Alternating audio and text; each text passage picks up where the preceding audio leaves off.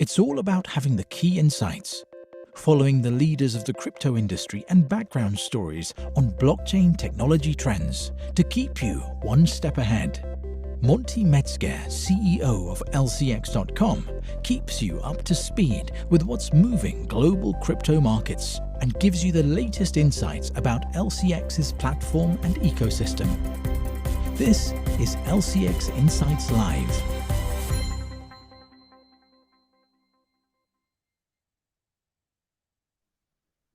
Welcome to LCX Insights Live. It's Wednesday, 16th June 2021. Another live session here at our LCX YouTube channel. We're also live on Twitter, on LinkedIn, and we welcome you to also bring in all your questions. Just comment on YouTube or LinkedIn, and they will be popping up here right on my screen, and I'm taking the most interesting questions. So welcome to LCX Insights Live.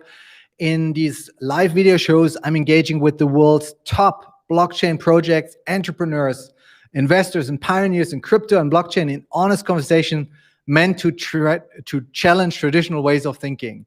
So my name is Monty Metzger. I'm founder and CEO at LCX. LCX stands for Liechtenstein Crypto Assets Exchange.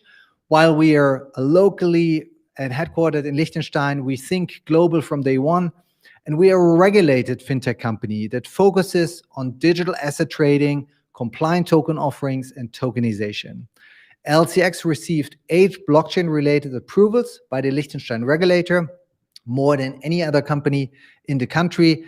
And Liechtenstein, as you might not know, is a country with 38,000 population next to Switzerland and Austria, in the heart of Europe.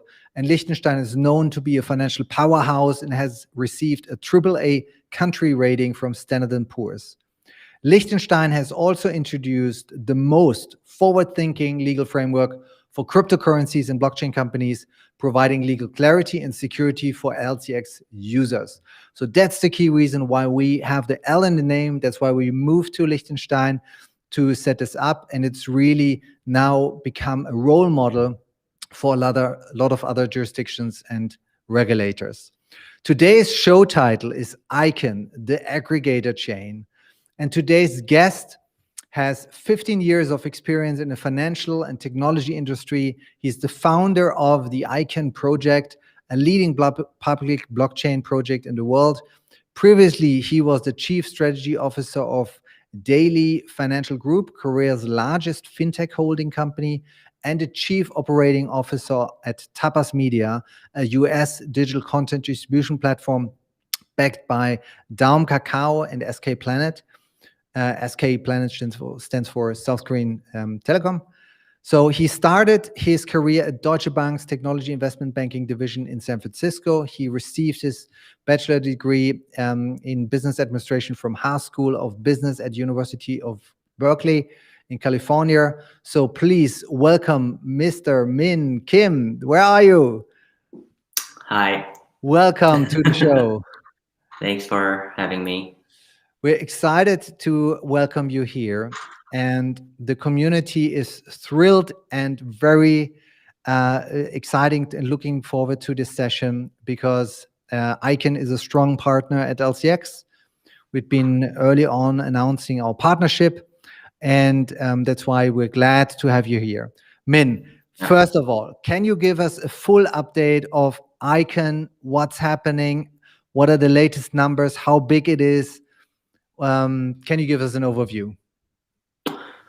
Sure. Maybe to kind of take a step back, just wanted to say thanks for having me here. We almost, as you know, couldn't be doing this morning.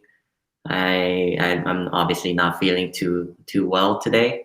Had a fever last night, but yeah, feeling a little bit better. So glad to be here and being able to have a good conversation with you, and hopefully we could have a good chat about the Icon project and be able to educate your community and also answer some of the questions from the Icon community. Absolutely, yeah. So thanks for making time. I really appreciate it. I know you almost canceled the whole show and said, we can't let the community down. We can't let them cancel it. Right. So that's why you're here. I really appreciate it. We decided to keep it a little bit shorter than usual. So we'll end up in 45 minutes, which is also good for all the football fans, because in 1 hour, Switzerland and Italy will play here the soccer European Championship. Okay, so back to my question, Min. Can you give us an update? So probably let's start with that. What is Icon project? What is Icon chain? Can you give us a summary and also tell us how big it is already? Sure. So the Icon project started out as a interoperability focused project, which means back in 2017, we and our partners in South Korea were working with various enterprise companies to build siloed private blockchains. And the way we saw is a future of multi-chain and interoperability and ability, which means ability to move assets, digital assets across different blockchain, is going to be more and more important as we move forward. Mm-hmm. And we're already seeing some of that in a very simple value transfer of assets between different chains. And I think that is what makes is exciting, adds a lot of good excitement to the crypto industry today. Icon has progressed significantly. We've been working very closely with our partners in Korea and elsewhere to continue working on enterprise side, private blockchain side, but these are still in progress. And as you and probably a lot of people who work with enterprises know, that it's very difficult to switch out legacy systems. So we're doing it piece by piece. Some of the government organizations that use Icon's technology is, for example, doing a small percentage, 5%, 10%, and as sort of the transaction speeds grow and as they get more comfortability around the blockchain technology, we foresee a future where they will continue to add more and depend on the public blockchains and connecting to a public blockchain. The Icon project has progressed, and we've been able to showcase our thesis around our interoperability design called BTP. And for the past year or so, we've took this design and we've talked to many different academics and projects to sort of validate the idea of BTP. And we've gotten a lot of great feedback, and that is what we're currently focused on building, is essentially making Icon the aggregator chain, again, focused on interoperability. And in terms of these steps, we're very close to launching BTP and being able to do simple value transfer. And BTP 2.0 is going to take further than that and being able to do a lot more with a very decentralized cross-chain transactions. So very, very excited things happening there.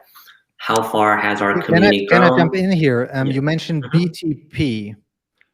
Yeah. Can you explain what is BTP and why is it important? Sure. So BTP is Blockchain Transmission Protocol, and it's basically a designed framework that allows interoperability between different blockchains. So Icon blockchain right now is a general purpose smart contract. You could build applications on top of Icon, and BTP will allow transfer of these different assets that's built on Icon to be put on into other blockchains such as Ethereum and so forth.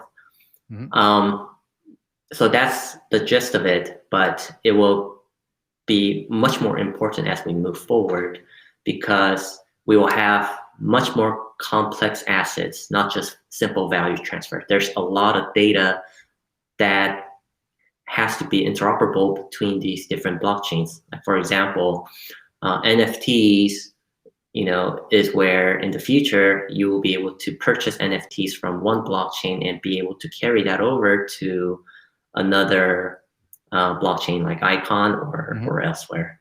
So, NFTs will contain a lot more information than just something like ICX, which is a token that powers the blockchain, the Icon blockchain. So BTP is very important that it is the first design that we feel that is very unique, where you see a lot of value transfer of bridges today, but a lot of these bridges are very centralized. But the BTP design has its own token economy, where it incentivizes different relayer networks to be able to connect to the Icon network and hence be connected to every other blockchains together. So anybody who connects to the Icon network will be interoperable with each other. So for example, if we have Binance Chain connected to Icon, and then we have Polkadot connected to Icon, Polkadot is immediately interoperable with BSC. So you don't need to individually bridge every single chain out there. You could simply use Icon to power all and connect to every blockchain, and I think that makes everything a lot more efficient. And on top of that, like I said, the BTP is a fully decentralized interoperable network, which means there's nobody that controls these exchanges. There's full functionalities and built-in mechanisms that allow this network to be able to run on its own by the community. Okay. And what I had been fascinating about Icon is the growth of the company. And let me just pick a question in regards to that. So there's one question here from Marco Gazvoda, who's asking how many cryptographers are working on Icon. Can you name a few numbers? How big is the ecosystem, the developer ecosystem? Sure. I don't have the exact numbers, but similar to every other projects, we started out with one technology partner in South Korea called Icon Loop. Icon Loop has, I don't remember the exact numbers, but a few dozen engineers that are focused on various parts of research, and some are doing full development, some are doing testing, some are working on infrastructure. So we get full support from Icon Loop developers. Now we've expanded these tech partnerships with other teams outside of Icon Loop. Icon DAO is a great example of a team that is also located in South Korea, but also they have a team in Vietnam that we work very closely with. They are the team that is focused on building the BTP. And then we have other teams, Web3 Labs. We also work very closely with other like Polkadot networks in the BTP working group. So, and some of the validators within the Icon network, are building their own applications and other tools that actually add value to the Icon network. So a lot of these things are very independent. So if you ask me about the core team that is working on kind of the core functionalities, I would say there are about 4 or 5 dozen people working on that. And then if you expand that, if you include sort of the core community members that are contributing in a lot of different ways, I honestly don't know, but there will be a lot more than that. Okay. I think that gives a kind of a glimpse of the community projects, everything. Maybe you can also give us some insights on the Icon project and the structure. because we met in Liechtenstein personally last time. I know Right. there's some That was roots a few years there ago. about the ICANN project. Yeah. So can you give us an overview? Where is the team located? Is there a foundation or is there companies, and how is the funding and everything structured? Sure. So, I mean, a lot of this like kind of structuring is changes very frequently, because we always look for like the most optimized way to run the project. But you are as based I in mentioned, US, I think you're based in US, right? Yes. and then there's a team in South Korea, and then there's something Switzerland. Right. There's Is that right? Switzerland. We have a team member in Taiwan. We have, you know, some team members that we work with in New Zealand, and that's kind of more of an extended team. We have Eastern Europe, UK. Yeah, I mean, you know, France is another one. You know, some of these guys are not directly employed by the foundation, but you know, they work as contractors. Within the US, we're a very distributed team, and you know, as you all know, you know, US is like having 50 countries or 50 states in as one country, right? So yeah, you know, we have somebody from New Jersey, we have Florida, we just hired a marketing communications lead in San Diego, and also one for Korea in Seoul. So, you know, we've been focusing a lot on hiring at the moment. I think we're at that point of technology where we're getting ready. It's getting pushed out at a very, we're very near, and we're able to showcase some of the things that we've been building to the not only the ICON community, but to the blockchain community in general. So we believe BTP is our flagship product, is very unique. It's something that a lot of teams that's been talking to us or learned about, they've been very surprised at what we've been building. So yeah, I mean, we've been just building more team and more support team members from around the world. Okay, and now there had been also a lot of buzz around your new initiatives. There had been something talked about ICANN Sports and a decentralized exchange. What is that all about? Can you tell us a little bit more insights? Sorry, can you repeat the question? The ICON Sport? We read something about ICANN Sports and then personal decentralized exchange. Got it. I am not familiar with ICON Sports. I think that's a testament to how sort of active our community is. You know, it's very difficult to keep up with all the activities that's happening in the ICON network. Yeah, I think that's a project by ICANN Republic. So ICANN Republic is then one of these incubators, or what is ICANN Republic? So ICON Republic is basically a website that is run and built by the community, led by Marcus June from one of the validators or P-reps of our network. But yeah, I'm not familiar with ICON Sports.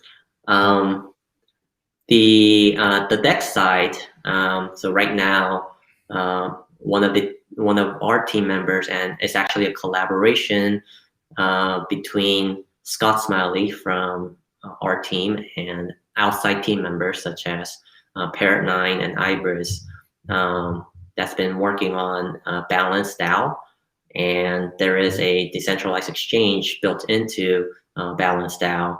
I think that is sort of what's been happening in the industry, where we're starting to see a lot of the products have their own ability to exchange assets within their own platforms. So Balance DAO is powering that value exchange in within Icon ecosystem at the moment, but we foresee more of these type of activities or DEXs, decentralized exchanges, in the future.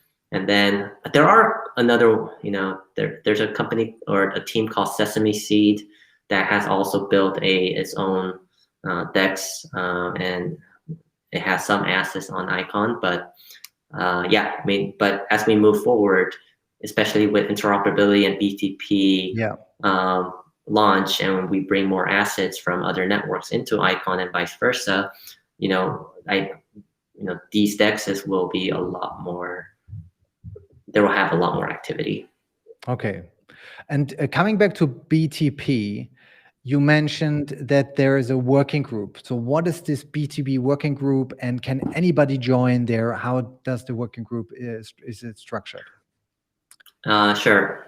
So initially, the working group started out with some of the Icon validators or development teams with, and also Polkadot parachains. And then now we've started adding other chains into this working group, and our team will make those type of announcements shortly. But there's a lot of activities behind the scenes, actually, building these bridges and integrating BTP into their networks. So we kind of chosen the path with, we do want to share as much as possible with the community, but obviously I sort of leave that decision to each product managers. Each product managers want to share some information at a certain time, and something like BTP working group, we do have a lot more teams that joined the working group, but we haven't announced it yet. And now, like looking at a regulated exchange like LCX, so you're building this new infrastructure, being as it's called, a trusted technology service provider. That's the official name under the Liechtenstein blockchain laws. What's the importance for compliance and regulations out of your perspective? For LCX, or something like ICE? For you, for Icon, I mean for Icon project as a whole, regulation is a big topic in Korea as well, but at the same time, you're a global project. So it would be interesting to share your perspective on that. Yeah, I mean, the way I see it, to be very completely frank here, I think at every bull cycle sort of awakens a lot of political, a lot of politicians, a lot of people working in government agencies to take a look at some of the activities that's been happening. And I think a lot of these regulators around the world are figuring out how to protect consumers, retail investors, and also they do want to clamp down on certain bad activities, right? But while you do that, I think the entire industry and legitimate projects such as Icon also suffer, and that's sort of the reality of it. So, especially today with a lot of the ransomware attacks that's been happening in the US have brought negative light of cryptocurrency industry to regulators. In South Korea, for example, a few weeks ago, a lot of the exchanges got together with the FSSC, which is Financial Services Commission, which is like the SEC equivalent of Korea. And behind the doors, there's been talks which we believe led to a lot of the delisting of kimchi coins or Korean projects in South Korea. So, these type of activities are happening behind the scenes, and some of them are for a good purpose, but obviously it does clamp down on the entire industry, and everyone else has to sacrifice their operations and their growth a little bit due to just, that's sort of the cost of doing business. Right. Yeah. So we noticed that the development, of course, in Korea in the past weeks. A lot of discussions going on, uncertainty, and uncertainty is always a bad thing for all the traders, of course. But so now, like looking at ICANN project as a whole, what else is happening at ICANN that the community should be excited about? So what is ICANN community should be excited about? Yeah. I mean, like I said, I think right now we have BTP that is going live in a few months. Mhm. There's BTP working group and a lot of action behind the scenes of integrating BTP into their networks. We're going to start to see assets flow freely in a very decentralized manner between these different blockchains, and it's going to be a very unique design that that is very unique to our technology, and that will benefit directly for ICX holders. Mhm. So yeah, I mean, those are the type of things I think we're focused on, and that's exactly the thing that our community should be excited about. On top of that, one of the first use cases will be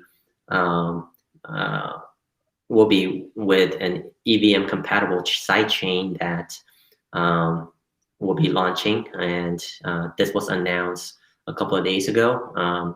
So it's called ICE blockchain. So putting together ICON and Ethereum, for short, ICE, and this sidechain will be able to bring a lot of the applications to the ICON network, directly benefiting the ICON community as well. So we've seen good example of side chains such as Paragon, where Polygon, benefiting from having low cost transaction fees while being able to replicate or easily copy paste a lot of the codes that are already products or applications that's already built into the sidechain. So we could foresee a lot of great activity within the ICON network, and I think I'm excited, so I think our community should be very excited as well. Okay, that sounds great. Especially, I think the ICE project had been discussed a lot, and so you wrote that ICE will become the application hub for the ICANN project with its own native token. So can you give us some insights about the ICE token and the token supply? So that's a good question. I think a lot of those details are being figured out by project managers that's working directly on the ICE blockchain, and the development has already started. But obviously, a lot of these kind of details will come out. It's not actually for me to make decisions on. For something like that, it's I leave those type of decisions to some of the other key decision makers that are directly hands-on working on the ICE blockchain. But kind of going back, kind of what you kind of brought up is that the ICON chain will now be able to support smart contracts that are written not just on Solidity, but also we support Python, and with ICON's upgrade of our blockchain at the moment, we will be able to support Java, which is the most popular language, especially for enterprises, and which was in high demand from a lot of the feedbacks that we received over the years from enterprise partners. So, ICON will be able to support multiple languages, including, Python and Java, and be able to port over a lot of the Ethereum applications as well. So it will give developers a lot more flexibility, being able to choose their own language when they want to build something. And, Icon will be able to offer that. And I think that will be very unique for our ecosystem. Excellent. Yeah. Now let's look into a couple of more questions coming in. So here, there's an interesting question here from Iona CEO Vana. South Korea will approve Icon as a currency. What do you think? I mean, South Korea has its own Bank of Korea, and Korean won is its own, centralized currency, just like the US dollar. So I highly doubt any countries will adopt any tokens as a sort of their main. But, the way we see ICX is ICX was sort of born out of Korea, but right now, majority of the users are now outside of Korea. Majority of the developers are outside of Korea. So, we've evolved into something that is more than Korea. Obviously, some of the enterprise and government partners that work through some of the local partners that we have in South Korea are pushing the use of the Icon technology, and I think that's going to bring a lot of great value for the Icon network. But we'll see how that rolls out, and that's been developing very fast. At least at maybe not at crypto speeds, but at the speed of how enterprise moves, which is quite slow. But but it's coming along like we expected. Okay. And we'll see how it goes. Another community question in regards to the token is from Sonic. Is there a plan to burn tokens when developing the Icon ecosystem? So the token design itself is currently built so that when you will have a lot of transactions happening on Icon, ICX or the Icon will be a deflationary token economics or token system. So yes, in the future, when we have enough transactions that's happening, we design it in such a way that it will be deflationary. Okay.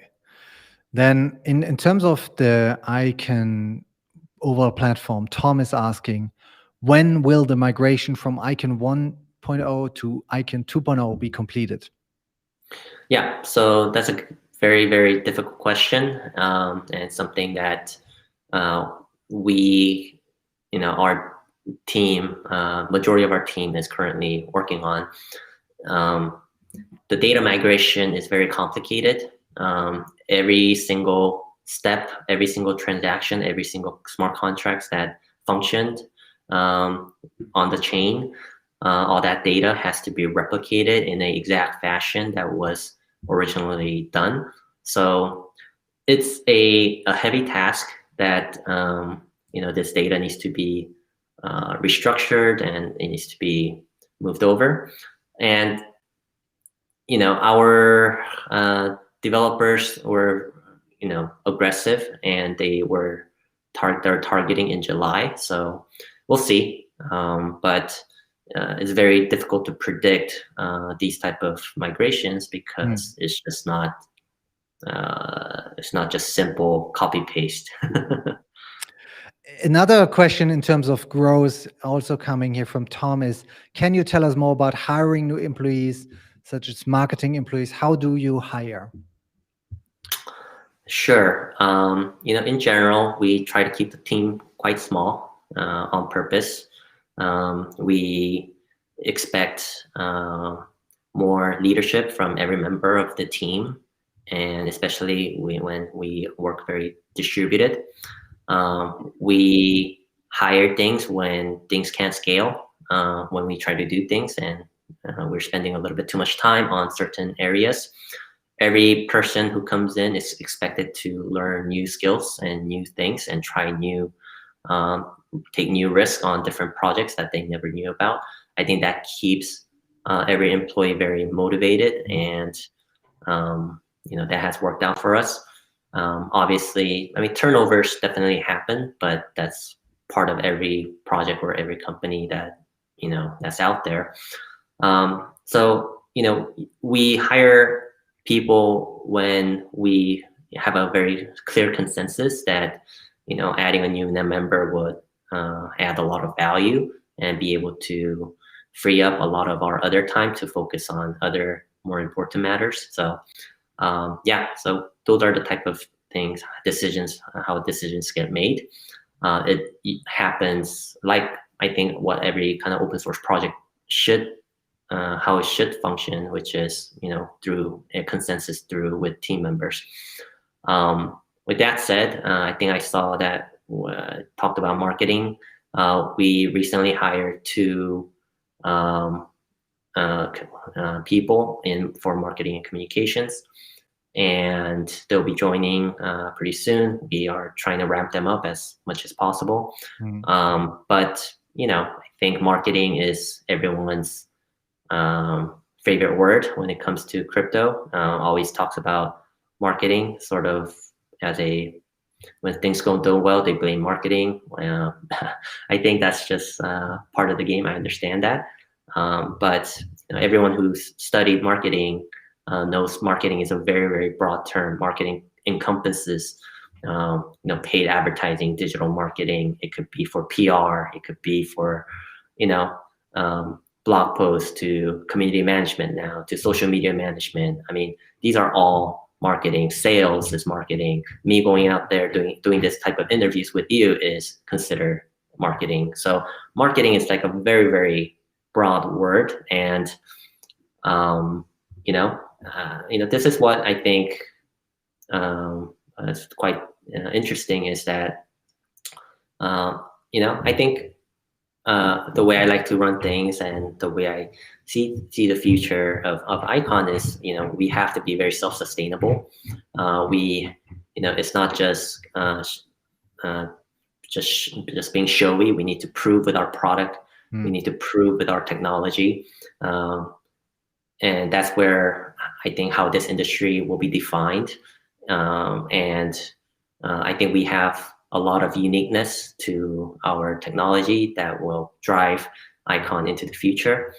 And, I think that's where like a lot of the marketing will come from, like word of mouth in the future, because we will showcase the superior technology that we've been building. Yeah. I agree with you on many points you said. And I see in all the comments that the community is super excited about what you're building. And but I also want to point out some comments and a question in regards to that. You answered it partly already. So Harrison is asking or commenting here, we need marketing strategies, employ new people, our Icon who will push the marketing. Min, you must know the importance of this is such a digital world right now.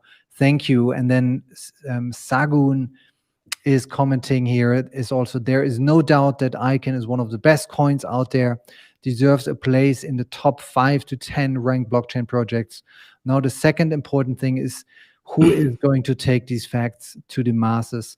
You partly commented on marketing strategy already, but is there a marketing plan or something you're planning for this year, for example? I mean, let's just put it this way. If we did not do any marketing and we were crappy at marketing, we wouldn't have the community that we have right now. We wouldn't have hundreds of thousands of people on our Twitter. We wouldn't have raised a significant amount of money, had a very successful ICO. We wouldn't be on multiple exchanges. And, I think that's all testament to sort of the quiet success that we've had over the years. Of course, there are other teams out there that has done a better job than us. And there are far more that has done a lot worse than us. I think that's all sort of part of the game is, you could cherry pick and always look at projects and teams that's been successful. And I admit we've made our fair share of mistakes. I'm sure you have. We all have. And it's all about making the right decisions, making pivots. And, we're one of the kind of the OG original projects from 2017. We're still here, we're surviving, we're thriving. Whereas a lot of the other projects that we were compared to are, not here anymore. And a lot of that is through a lot of great, governance, operational, I guess, structure that we've built, making sure that we are a blockchain that is not just going to be showy, but we're here to build, generation technology. We're here to be self-sustainable. And I think that's what we've been showing, is that through different features and mechanisms that we built in through Icon, and through a very decentralized community that we built, very grassroots community that we built, we're headed in the right direction. So I have, there's always things that we could improve on, and so I'm not, I don't disagree there. We all do, and those are the things that we're taking day by day to fix, but we are headed in the right direction, and we're doing some good things here. Yeah, so I hear sustainability, long-term view, and also showcasing what you're building in the real world. Very important points. Tom is also asking, what are your expectations in 1 year? Where is Icon then? Yeah, our goal is to connect all the blockchains, be the aggregator chain. That's always been the vision from day one, and being able to provide multiple ways for developers to build and connect to the Icon network, be able to add value to other blockchain partners that we have, especially right now we're building out this BTP working group, and 1 year from now, we want to make it very simple for any chain to transfer NFTs, or any securities or any assets to another network, extremely easily, and without and efficiently, and in a very decentralized manner. Okay, yeah, excellent. I think vision, and then taking the vision into reality, is a key part, and the consistency is there in your work. And now looking at another question. So there are of course a lot of questions around the token price and volatility and ups and downs and everything. So I think we can't really comment on price. So that's why I'm not taking any of these questions. But there are some interesting in terms of what you lately said about real estate coming to the blockchain. So Mr. SDS8 is asking, can Min elaborate on the tweet from a while back regarding real estate coming to Icon blockchain? And then he adds, also, will we see STOs, security token offerings, this year? Ricky wrote about it, the importance in 2021. What's the status here on real estate coming to blockchain? Yeah, so it's one project that Ricky and I have been personally focused on for about a year, a little less than a year now, maybe over a year. I can't exactly remember when we started thinking about it, but and we have a platform that's built. We have everything ready, and well, there are a few pieces, such as integrating Bridge Pay, which is another product that is complementary to on the Icon network for something like our real estate project. Excuse me. But I think the state of the everything is all about timing, and unfortunately, I mean, we have significant capital put into this project, real estate project, and it's just right now the housing market and the real estate market in the U.S. is just on fire, and anyone who follows the real estate market, it's very difficult to to purchase something because of the the high volume bidding and sort of the temporary trend we're hoping. But yeah, what essentially we want to do is being able to tokenize real estate and be able to allow any investors to earn yields on real assets, real properties, real income, and you don't need to own the entire property. You could take a fraction of it and be able to generate a very sustainable yields. I think is a very stronger model than something like yield farming that you see in the DeFi space. But the importance of something like this is that security tokens could go much further and be combined with DeFi products. So, for example, you'll be able to connect, the real estate token that you own. You could put it as a collateral and borrow against it. You'll be able to then leverage and buy more real estate if you want. Those are the type of things that we see as the future, where real estate has been around and is probably the top investment where most of our earnings have go in for most Americans and just most people in general. And most people want to start getting into real estate investment, but it is still very difficult to do because the sheer amount of time that it takes to find real estate and be able to raise enough capital to be able to invest. And I know that there are other fractional investment opportunities out there, but the future is not what I believe is exchange of deeds of properties between hands, but blockchain is a great way to be able to immediately verify that you are an owner of real estate or any assets, but real estate for this example, and being able to immediately receive borrowing against it because you prove that you have this real estate and prove that you have certain income from that real estate. So that's sort of the big picture. And that's just one example of a STO project that we're working on. And a very important field. In our brainstorming sessions, we talked about the Liechtenstein protocol, which LCX has released now for security tokens. We talked about real estate structures, how it's done in Liechtenstein, and your plans for the US now. So the exchange had been always very thriving. But now I want to round this up. And I always ask at the end of the session, my guest, what are the key 3 trends you see in the industry which are particularly important for ICANN project as a whole?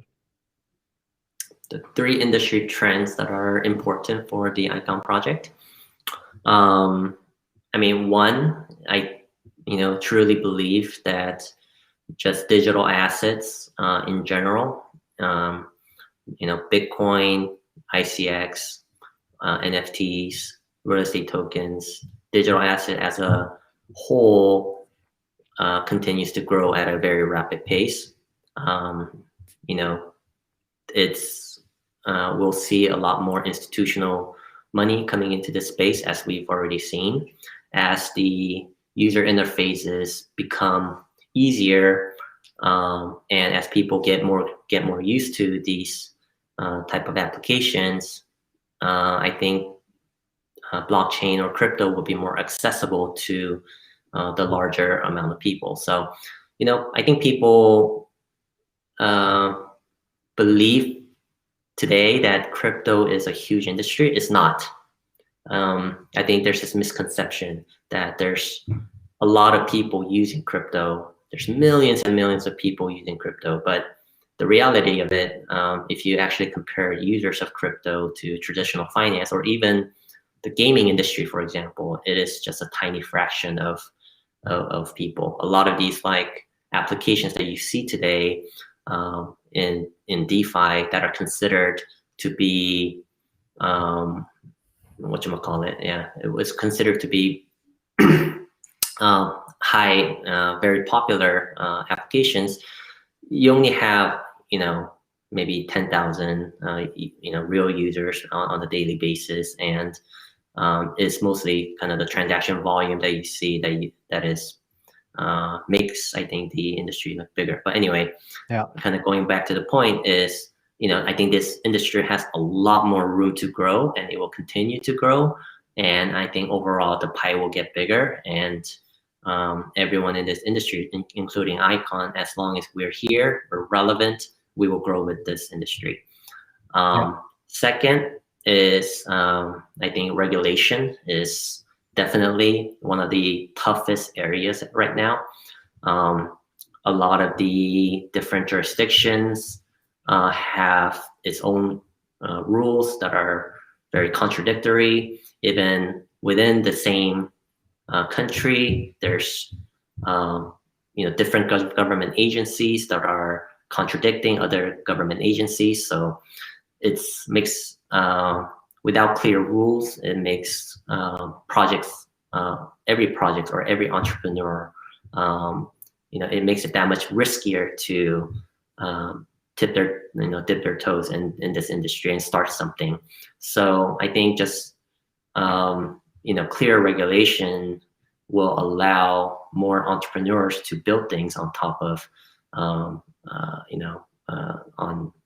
on blockchains. So, and I do believe that it will get there, but as we all know, regulation is very, very slow. Third, I think this, I do think STO is always my favorite topic, maybe because I come from a financial background. I believe STO is a lot easier for people to wrap their heads around when you see real assets. So, and I think we all know that eventually all securities will be run on blockchain. I don't think there's going to be any, in terms of efficiency, cost-wise, in terms of like technology, like everything you see in, it's, it makes no sense for any security not to use the blockchain technology. And I think that's the feature we'll see. And I think Icon has been thinking about a lot of these things very early. We've been, spending a lot of our resources, working with law firms in different jurisdictions to think through these type of things, to kind of set up a framework that works for us to build that future that we want to build. So I think it's, I think those type of trends will continue to help us. Okay, good. Very, very important points you mentioned. You said digital assets will be the future. Regulation is important to follow, and STOs, security token offerings, where eventually every financial asset will run on blockchain. So, and eventually your 3 points also are important, that they're interconnected. So a good summary. And now, as we kind of closing this special LCX Insight session, also want to give our loyal audience an opportunity to get some insights first. So a short update with 2 things from LCX side. The countdown for the white paper release for our tokenized diamonds project, Tiamonds, will be released on June 27th. So of course, our whole team is working very hard on a lot of details there. And to give you some insight and glimpse, we will be releasing the Tiamonds, which are tokenized diamonds. We actually will get them physically in our office and then bring them over to the vault in this high security facility. And then each Tiamond will generate TIA tokens, which is this deflationary asset where the community will be talking about tokenization, about how tokenization works and why it's important. So this educational part of it will be very important. And so we are fine-tuning the smart contracts at the moment, structuring the key platform around it. And at the same time, besides the technology development, there are the legal elements. So we had been going through the white paper with legal counsels getting legal opinions around it so that everything is fully compliant. And I think that's a key differentiator to a lot of other tokenization projects out there, that we can leverage our legal infrastructure in Liechtenstein. So that's about Tiamonds. So June 27 here, LCX Live, Insights Live will be the big reveal. And then the second key big update is around DeFi Terminal, our LCX DeFi project, which comes in the second version now. And so there's kind of the last fine-tuning happening. This will be super, super exciting because DeFi Terminal is already offering limit orders for Uniswap, but we'll go beyond Uniswap. So there will be more DEXs being integrated. And the second key part is we will go all in aggregation. So always enabling users to get the best price, have smart routing across other DEXs with a simple functionality, which is kind of for everyday users, with a simple swap at best price, and then a pro version, which also comes with it. So very, very exciting what's going on there. We did some fine-tuning on the user interface this morning, and it looks very, very exciting. So that's the two updates, DeFi 2.0 coming and Tiamonds.com, big launch. So with that said, Min, I want to thank you taking this time here, and thanks for joining us at LCX Insights Live. Your community had been very dynamic here in asking all those questions. So yeah, thanks for joining. Any words? Yeah, hopefully I could do this again next time when I'm feeling much better. Yeah, I mean, this fever is not it's not helping me today, but anyway, it's great talking to you like always. You know, I'm glad that I'm here to be helpful, and yeah, let's do this again sometime. Excellent, Min. Thank you so much. Then have a good rest of the day. Talk to you soon. Bye-bye. All right, thank you. Bye-bye. This is LCX Insights Live. For more insights, please visit lcx.com/insights and follow us on Twitter @LCX. Onwards and upwards.